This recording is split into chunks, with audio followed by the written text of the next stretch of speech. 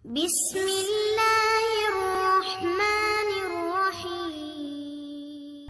Orang yang berakallah yang mendapatkan belajaran. Orang yang suci yang mendapatkan belajaran. Orang yang berfikir mendapatkan belajaran. Orang yang menhayati yang akan mendapatkan belajaran. Amman huwa qanitun ana al-laili sajidan wa qa'ima. Di sini disebut kata sajidan wa qa'ima. Maaf, ulang lagi. Apakah kamu, hai orang musyrik yang lebih beruntung, ataukah orang yang beribadah di waktu-waktu malam dengan sujud dan berdiri? Sebentar.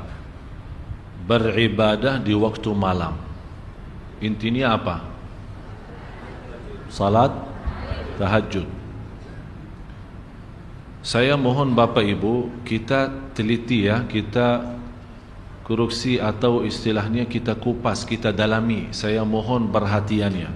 Usahakan Bapak Ibu hadirkan qalbunya, hadirkan fikirannya, bukalah hatinya dan jiwanya, agar insya-Allah mutiara-mutiara yang malam ini bisa langsung masuk ke dalam hati kita, langsung masuk dalam jiwa kita, yang insya-Allah banyak hal akan bisa berubah hanya dalam satu ayat yang amat mulia bagi saya. Jadi saya mohon sekali lagi perhatiannya. Yang lagi makan stop dulu, lanjut puasa lagi. Yang lagi minum, saya minta sebentar saja kasih perhatian, biar kita bisa mendapatkan kenikmatan dan mutiara. Kenapa? Ada apa di ayat ini? Kalau kita Bapak Ibu ingin mendapatkan ilmu transferannya langsung dari Allah, bukan dari Syekh Ali, bukan dari siapa-siapa, langsung dari Allah yang maha mengetahui segala-galanya. Wa ma utitu minal ilmi illa qalila. Seberapapun ketinggian ilmu kita dibanding dengan ilmu Allah masih kecil dan sedikit. Kalau dikumpulkan seluruh ilmu pengetahuan manusia, segala ilmunya, ilmu agama maupun ilmu duniawi, dikumpulkan jadi satu dibandingkan dengan ilmu Allah, seperti kita masukin jari dalam air laut. Air laut itulah ilmu Allah, dan jari manusia ilmu, jari-jari manusia itu adalah ilmu seluruh manusia sejak awal makhluk sampai akhir. Berarti tidak ada artinya, belum apa-apa, belum sedikit pun. Oleh karena itu Bapak Ibu, saya harap malam ini dan seterusnya yang ingin mendapatkan ilmu transferannya langsung dari Allah, di sini rahasia ayat ini. Dengan rahasia ayat ini bisa kita mengisi charger ya, cas. Apa yang dicas? Kalbu dan jiwa. Sekarang seluruh tubuh badan kita sudah cas, makanan, minuman enak apa, biar kita sehat, olahraga, senam dan yang lain-lain. Kita semua sudah diusahakan. Kenapa? Agar nampaknya badan masih, walaupun sudah umur usia tua, tapi kita harap dilihat oleh manusia, oh masih top, masih. Kelihatannya pun dari sisi tumbuhnya, dari sisi mukanya, walaupun dia sudah tua tapi masih menjaga olahraga, senam dan yang lain-lain. Agar apa? Terlihat badannya masih bagus, kesehatannya masih luar biasa. Tapi yang kita memberikan perhatian ini kesehatan batin, jiwa, kalbu itu bagaimana? Obatnya apa? Tidak ada obat selain ayat ini. Oleh karena itu disebut amman huwa qanitun ana al-laili. Mohon ulang lagi. Apakah kamu, hai orang musyrik yang lebih beruntung, ataukah orang yang beribadah di waktu-waktu malam dengan sujud dan berdiri? Beribadah di waktu malam, karena di sini istilah beribadah sebenarnya terjemah saya sudah selalu saya sampaikan, belum ada bahasa yang bisa teliti isi Al-Quran selain bahasa Arab. Jadi tidak usah capek mutar pusing sana kemari, mutar lagi, balik lagi, tidak akan bisa faham sesuai maksud. Karena di sini orang-orang yang beribadah, tapi kalau di dalam ayat itu tidak ada sebut ibadah kan? Yang disebut apa? Amman huwa qanitun. Qunut di sini ada istilah qunut. Istilah qanitun beda sama abidun. Abidun itu dikenal sebagai ahli ibadah. Tapi qanitun dia memiliki sebuah keistimewaan yang luar biasa. Karena istilah qunut sebagaimana penjelasan Imam Syafi'i, al-qunutu tulul qiyam. Qunut itu lama berdirinya. Dan lama berdiri itu hanya khusus untuk salat tahajud. Kalau Bapak Ibu yang sudah berangkat umrah bulan puasa, dilihat bagaimana bacanya imam. Mohon maaf, termasuk sekarang sudah termasuk cepat. Karena sudah dilihat kondisi umat sudah mulai malas, akhirnya dikurangi. Padahal waktu saya masih di sekolah SMP, masih SD SMP, dibawa sama orang tua ke Masjid Nabawi, dalam satu malam imamnya khatam 3 juz. 10 malam akhir khatam Al-Quran 2 kali. Artinya sekarang cuma 1 kali khatam bulan Ramadan kan? Di malam 29. Waktu kita masih sekolah, tarawih punya khataman sendiri setiap malam 1 juz. 10 malam punya khataman sendiri setiap malam 3 juz. Mulai dari hampir kita mulai salat malam jam 1, hampir mendekati subuh. Dan kita merasa kenikmatan yang luar biasa. Itu yang hakikatnya tahajud. Dan selalu saya minta sama jamaah, cuba salat tahajud walaupun seminggu sekali, walaupun 2 rakaat, tak usah banyak-banyak, tapi nikmat hayati, rasakan. Walaupun diulangi ayatnya sampai subuh, walaupun 1 ayat. Sebagaimana Rasulullah SAW pernah salat malam, sepanjang malam salat malam hanya dengan 1 ayat. Merasakan ayat itu, menyentuhkan hatinya. Sampai Rasulullah SAW menangis. Kata Siti Aisyah, Rasulullah SAW tidak pernah tinggalkan salat malam bagaimanapun keadaannya. Walaupun dia sakit, dia salat malam duduk.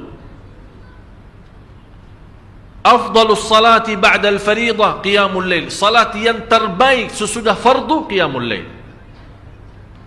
Dan saya heran, orang punya masalah, bagaimana punya masalah dia masih bisa qiyamul lail?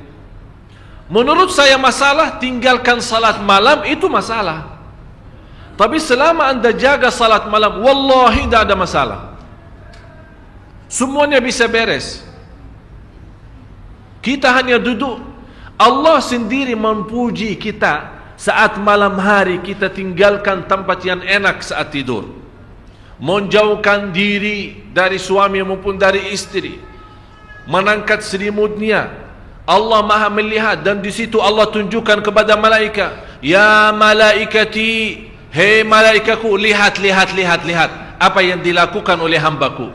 Tinggalkan lazatnya tidur, tinggalkan enaknya istirahat untuk hanya mencari ridhaku. Saksikan wahai malaikaku, apapun yang namanya susah tidak ada di dalam hidup orang itu. Allah yang janji Bapak Ibu. Jadi menurut saya, pintu langsung kita bisa menyelesaikan masalah, tidak bagi siapapun, tidak di antara siapapun, hanya lewat langsung kepada Allah, itu qiyamul lail. Asahhun nasi abdanan, yang paling sehat tumbuhnya yang jaga salat malam.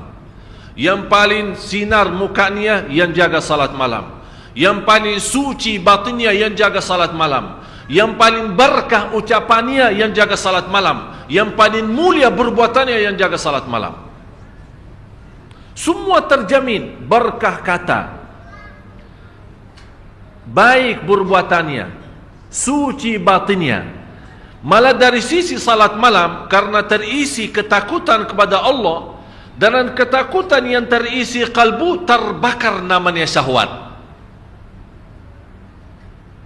Dan isi ketakutan dalam hati kita saat salat malam, karena yang membuat kita salat malam, mungkin ada di sini ayat, amman huwa qanitun ana al-laili sajidan, bersujud dan Ustaz berdiri, bersujud dan berdiri. Kenapa disebut di sini sujud dan berdiri?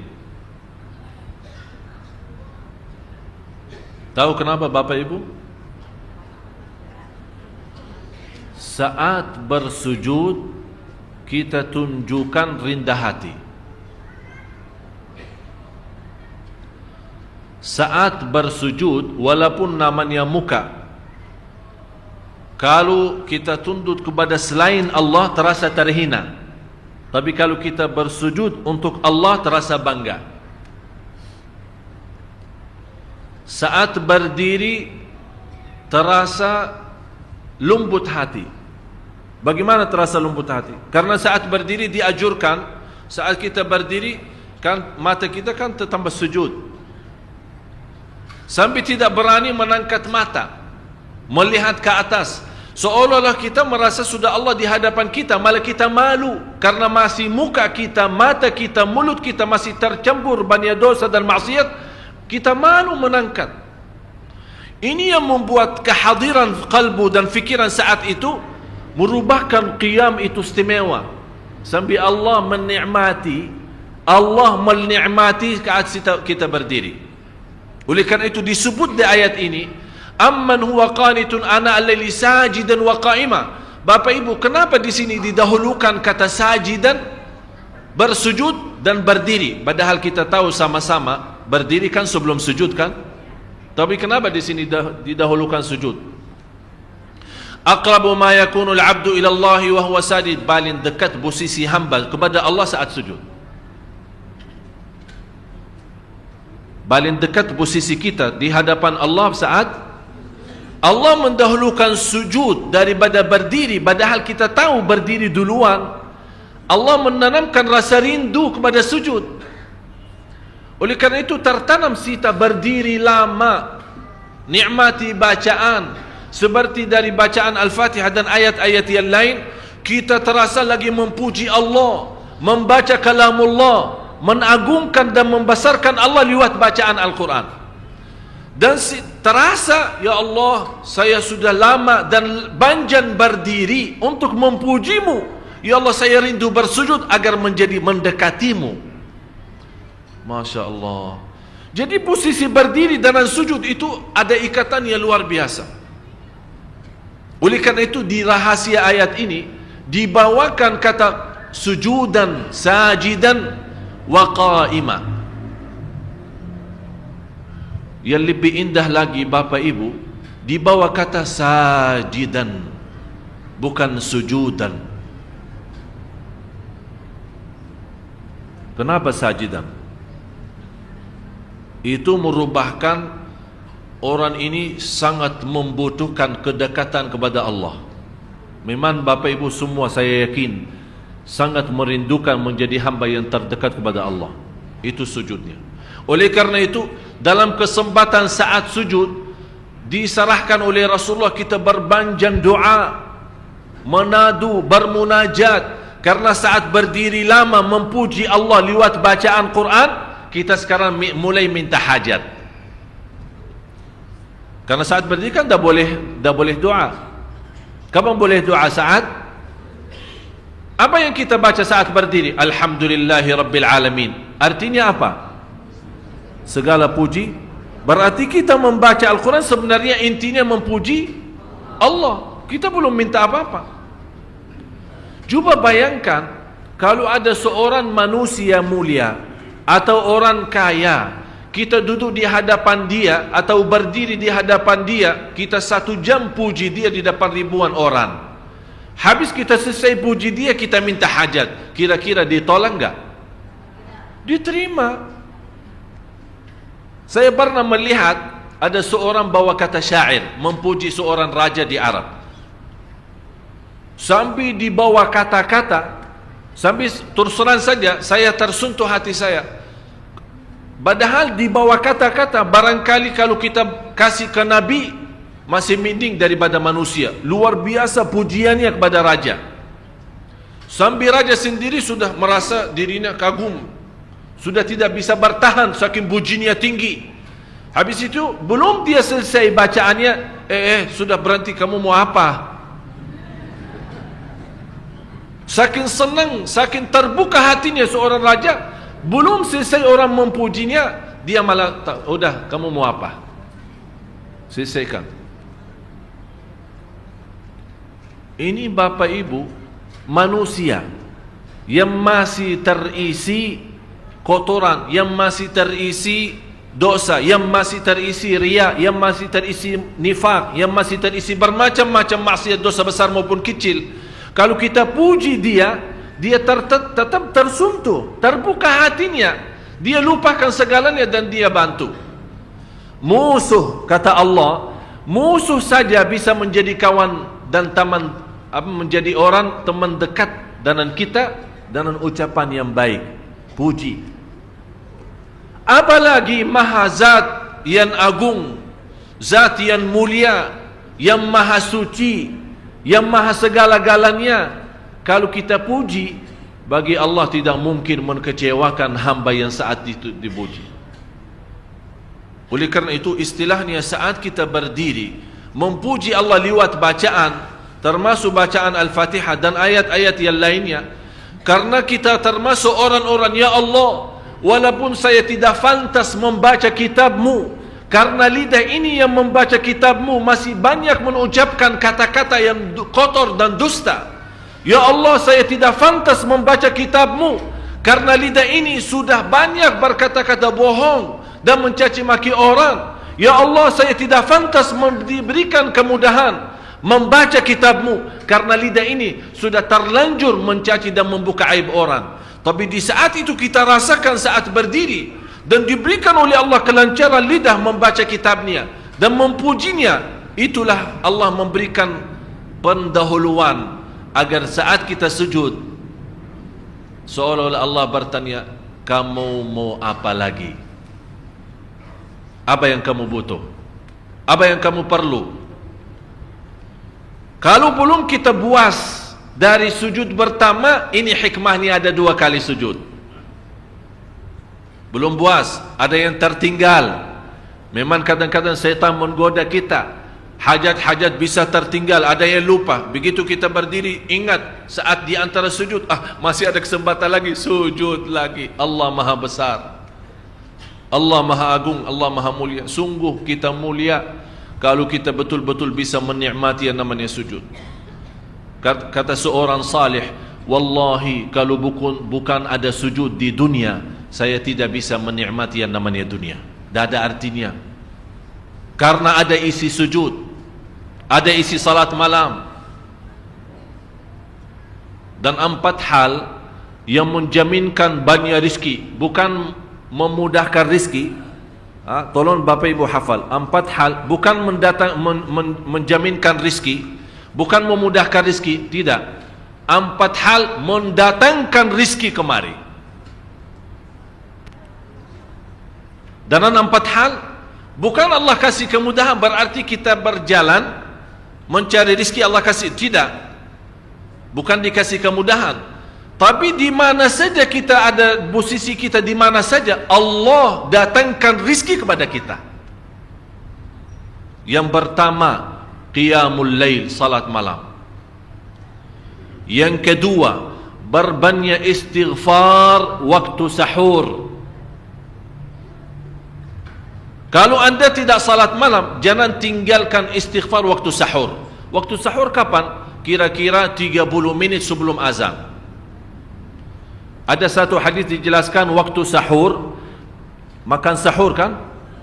Tapi ada yang suka makan sahur jam 1, ada yang suka jam 2. Tapi menurut saya waktu yang tepat untuk makan sahur dikirakan membaca 50 ayat.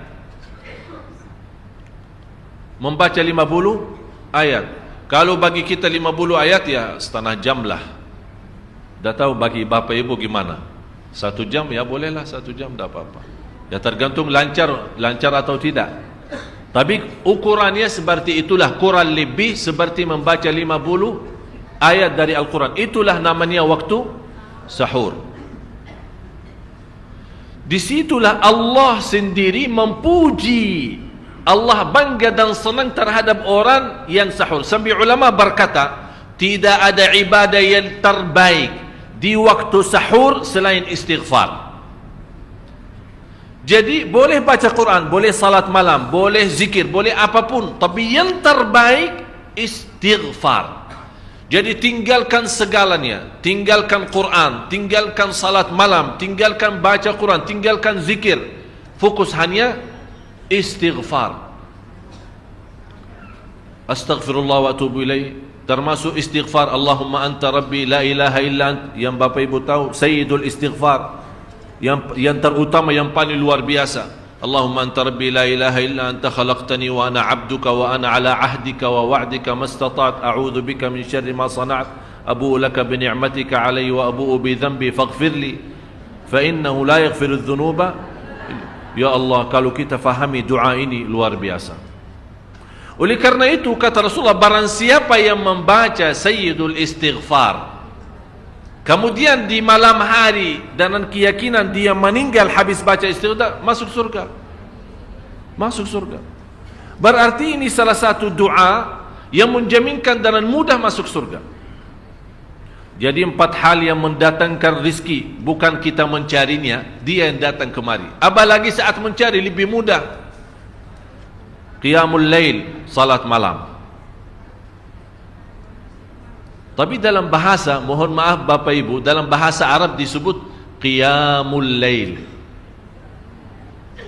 Bukan salat, tapi kalau diterjemahkan dalam bahasa kita salat. Tapi kenapa di situ qiyamul lail? Diberikan qiyamul lail, qiyam artinya berdiri. Berarti lama. Saking lama berdiri dikaitkan jadi qiyamul lail. Qumil laila ya ayyuhal muzammil. Apa terus? Qumil lail, berdirilah saat malam. Berdirilah, bukan salatlah malam, tidak, berdirilah malam hari. Itu dahsyatnya di situ berdiri. Qiyamul lail. Yang kedua, berbanyak istighfar. Yang ketiga, berbanyak sedekah. Sebenarnya bukan istilah berbanyak sedekah. Kadang-kadang orang bersedekah 100 juta, udah saya sudah bersedekah 100 juta. Bukan itu. Bukan yang dimaksud berbanyak sedekah itu dari sisi uang itu banyak atau sedikit, bukan. Yang dimaksud rahasia sedekah, ta'ahudus sedekah, istiqamah bersedekah. Istiqamah. Itu tidak menjadi masalah besar maupun kecil. Itu tidak menjadi masalah. Karena bagi Allah tidak ada artinya besar maupun kecil. Kita tidak memberikan kepada Allah, karena Allah Maha Kaya. Tapi rahasia sedekah itu kita terus menerus sedekah. Siang, pagi, malam, pagi, besok, terus minggu depan. Tidak pernah berhenti. Setiap ada kesempatan selalu kita membawa sedekah. Itu namanya ta'ahudus sedekah. Ta'ahud kalau dalam bahasa sebuah janjian. Seolah-olah kita ada kontrak kerjasama antara diri dengan apa? Dengan sedekah.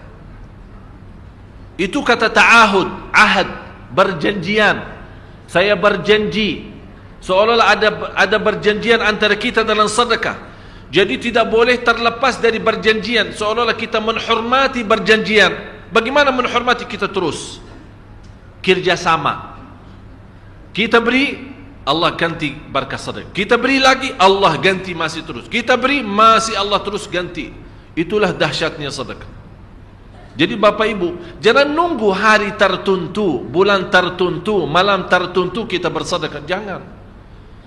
Setiap kita merasa ada berita baik, ada berita maupun ada berita buruk yang menyakiti perasaan kita, di rumah tangga kita, anak kita, suami kita, istri kita, apapun, langsung segera sedekah.